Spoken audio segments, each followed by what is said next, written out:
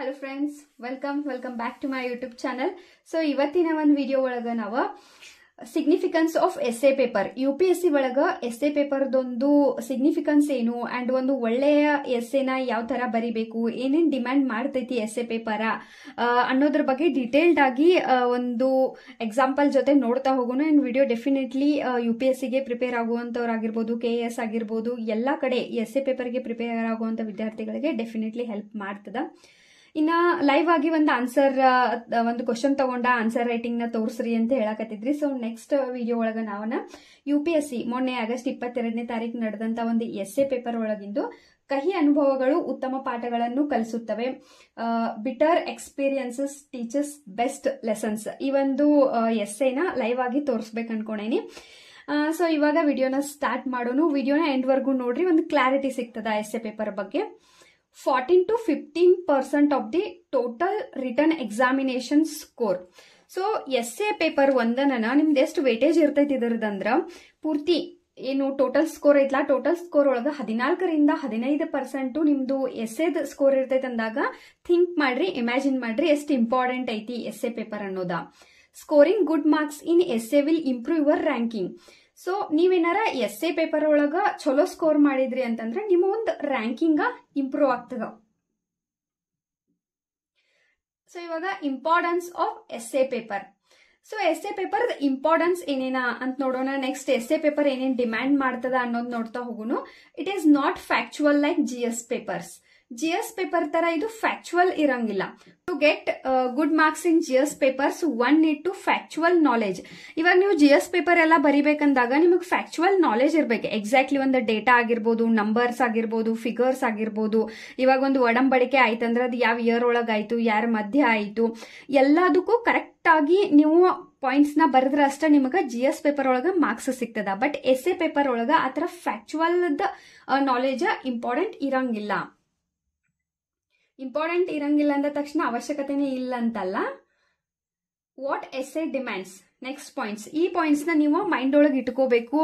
ಅಂದಾಗ ನಿಮ್ಮ essay definitely ಒಂದು ಒಳ್ಳೆ ಸ್ಕೋರ್. ಎಸ್ಸೆ ಎಲ್ಲಾರೂನ ಬರೀತಾರ ಆರಾಮಾಗಿ, ಬಟ್ ಎಸ್ಸೆ ಒಳಗೆ ಸ್ಕೋರ್ ಮಾಡ್ಬೇಕು. ನೀವು ಜಾಸ್ತಿ ಅಂಕಗಳನ್ನ ನೀವು ಗಳಿಸ್ಬೇಕಂತಂದ್ರೆ ಈ ಪಾಯಿಂಟ್ಸ್ ನಿಮ್ಗ ಗೊತ್ತಿರ್ಬೇಕಾಗ್ತದ. ಸೊ ಒಂದು ಒಳ್ಳೆ ಎಸ್ಸೆ UPSC ಒಂದು ಎಸ್ಸೆ ಏನೇನ್ ಡಿಮ್ಯಾಂಡ್ ಮಾಡ್ತದ ಅಂತ ನೋಡೋದಾತಂದ್ರ ಇನ್ನೊಂದ ಮೈಂಡ್ ಒಳಗೆ ಇಟ್ಕೊಳ್ರಿ. ನೀವು UPSC ಒಳಗೆ ನೀವೇನ್ ಆನ್ಸರ್ ಬರೀತಿರಲ್ಲ, ಜಸ್ಟ್ ಆನ್ಸರ್ ಆಗಿರಂಗಿಲ್ಲ. ಆಸ್ ಅ ಒಬ್ಬ ಅಡ್ಮಿನಿಸ್ಟ್ರೇಟರ್ ಆಗಿ ನೀವು ಆ ಒಂದು ಹುದ್ದೆಗೆ ಡಿಸರ್ವ್ ಅದೇರಿಲ್ಲೋ ಅದನ್ನ ನಿಮ್ಮ ಮಾತುಗಳು, ನಿಮ್ಮ ಥಾಟ್ಸು, ನಿಮ್ಮ ವರ್ಡ್ಸ್ ಮೂಲಕ ಅವರ ಚೆಕ್ ಮಾಡ್ತಿರ್ತಾರೆ. ಹಿಂಗಾಗಿ ಪ್ರತಿಯೊಂದು ಕಡೆನೂ ನೀವು ಅಲರ್ಟ್ ಇರಬೇಕು. ಸೊ ಈಗ ಎಸ್ಸೆ ಒಳಗ critical thinking and analytical abilities ಇರಬೇಕಾಗ್ತದ. ಒಂದು ವಿಮರ್ಶನಾತ್ಮಕವಾದಂತ ಚಿಂತನೆ ನಿಮ್ಮ ಎಸ್ಸೆ ಒಳಗ ಕಾಣಿಸ್ಬೇಕು, ನಿಮ್ಮ ಪಾಯಿಂಟ್ಸ್ ಒಳಗ ಕಾಣಿಸ್ಬೇಕಾಗ್ತದ. ಇನ್ನ ಕ್ಲಾರಿಟಿ ಆಫ್ ಥಾಟ್ಸ್, ನೀವೇನ್ ನಿಮ್ಮ ಥಾಟ್ಸ್ ಅದಾವಲ್ಲ, ಯೋಚನೆಗಳದಾವಲ್ಲ, ಅವು ಕ್ಲಿಯರ್ ಆಗಿರ್ಬೇಕು. ಅಲ್ಲಿ ಕ್ಲಾರಿಟಿ ಸಿಗ್ಬೇಕು ಅವ್ರಿಗೆ. ಯಾವುದೇ ಒಂದು ಪ್ಯಾರಾಗ್ರಾಫ್ ಓದಿದಾಗ ಒಂದು ಪ್ಯಾರಾಗ್ರಾಫ್ ಆದ್ಮೇಲೆ ಇನ್ನೊಂದು ಪ್ಯಾರಾಗ್ರಾಫ್ಗೆ ಒಂದು ಕನೆಕ್ಷನ್ ಇರಬೇಕು. ನಿಮ್ಮ ಒಂದು ಥಾಟ್ಸ್ ಗಳೊಳಗ ಕನ್ಫ್ಯೂಷನ್ ಇರಬಾರ್ದು. ಕ್ಲಾರಿಟಿ ಆಫ್ ಥಾಟ್ಸ್ ಕಾಣಿಸ್ತಿರ್ಬೇಕು ಎಸ್ಸೆ ಒಳಗ. ಇನ್ನ ಬ್ಯಾಲೆನ್ಸ್ ಆಫ್ ಜಡ್ಜ್ಮೆಂಟ್. ಸೊ ಇದು ಬಹಳ ಇಂಪಾರ್ಟೆಂಟ್ ಐತಿ. ಈಗ ಒಂದು ಎಸ್ಸೆ ಟಾಪಿಕ್ ಕೊಟ್ರು, ಇವಾಗ ನಾ ಎಕ್ಸಾಂಪಲ್ ಹೇಳ್ದೆ ನಿಮಗ, ಇವಾಗ ಈ ಮಂತ್ ಒಳಗ ನಡೆದಂತ ಒಂದು ಎಸ್ಸೆ ಪೇಪರ್ ಒಳಗ ಕಹಿ ಅನುಭವಗಳ ಉತ್ತಮ ಪಾಠಗಳನ್ನು ಕಲಿಸುತ್ತವೆ ಅಂತ ಹೇಳಿ. ಸೊ ಈ ತರ ಒಂದು ಎಸ್ಸೆ ಬಂದಾಗ ಬರೀ ಪಾಸಿಟಿವ್ ಅಷ್ಟು ಅದರದ ಥಾಟ್ಸ್ ನ ಬರೆಯೋದಲ್ಲ.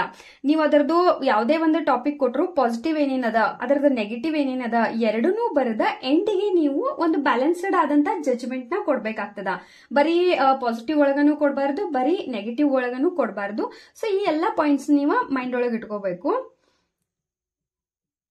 ಸೊ ಎಸ್ಸೆ ಒಳಗ ಬರೀ ಎಸ್ಸೆ ಬರಿತೀನಿ ಅಂತಂದ್ರ ಅಲ್ಲ, ಎಸ್ಸೆ ಒಳಗ ಬಹಳಷ್ಟು ಎಕ್ಸಾಂಪಲ್ಸ್ಗಳನ್ನ, ಅದು ಲೈವ್ ಎಕ್ಸಾಂಪಲ್ಸ್, ನಿಮ್ಮ ಲೈಫ್ ಒಳಗ ಆದಂತ ಒಂದಷ್ಟು ಘಟನೆಗಳನ್ನ ಆಗಿರ್ಬೋದು, ಅಥವಾ ನ್ಯೂಸ್ ಒಳಗ್ ನೀವು ನೋಡಿದಂಥದ್ದು, ಅಥವಾ ಸುತ್ತಮುತ್ತ ಆಗುವಂತ ಘಟನೆಗಳು, ನೀವು ಓದಿದಂತ ಒಂದಷ್ಟು ಎಕ್ಸಾಂಪಲ್ಸ್ ಏನಾರ ಹಾಕಿದ್ರಿ ಅಂತಂದ್ರೆ ನಿಮ್ಮ ಒಂದು ಎಸ್ಸೆ ವೇಟೇಜ್ ಇನ್ನೂ ಜಾಸ್ತಿ ಆಗ್ತದ.